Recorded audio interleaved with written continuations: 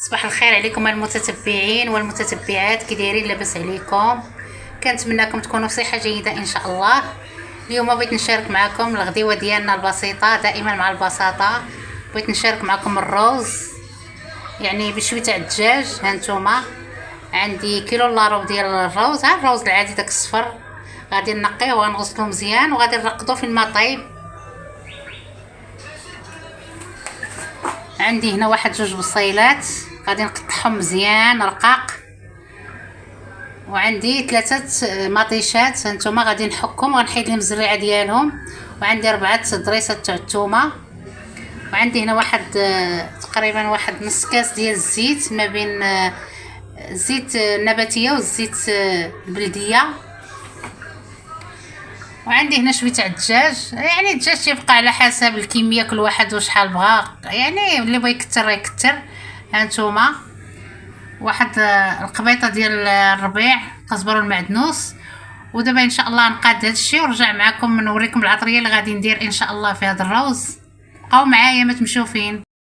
هانتوما البنات، بعد ما حكيت الثومه والبصله قطعتها ومطيشه حكيتها، هانتوما درتها في الكوكوت. ايوا هانتوما هي العطريه اللي غادي يعني اللي غادي ندير في مع الروز. عندي هنا واحد المعلقه كبيره ديال المطيشه، يعني مطيشه ديك ديال الحك. عندي ورقه سيدنا موسى، وعندي حبه واحده ديال الهيل، وواحده ديال القرنفل. اللي بغى يزيد راه يزيد، واللي عنده ديك العطريه خاصه بهاد العطريه ديال الروز راه كاينه كتباع. المهم انا اكتفيت بهذا الشيء، وهذه هي العطريه اللي غندير.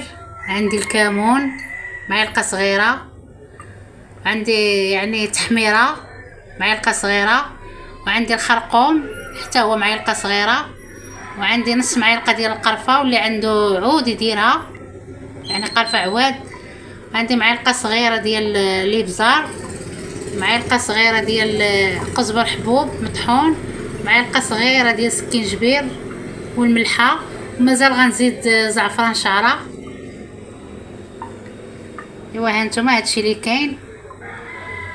هذوك المكونات، واللي عنده قرفه عواد يزيدها. وغادي نزيد يعني زعفران، هانتوما زعفران شعره واحد شويه منه،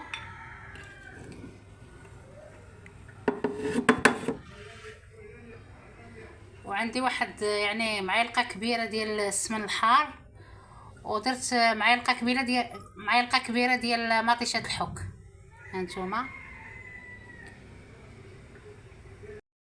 هانتوما البنات انا كنقلي فيه على البوطه، ومن غيتقلى ليا هادشي غادي نمرق بالماء طايب، ومن غادي يطيب ليا الدجاج غادي نحيدو وغندير عليه الروز ان شاء الله.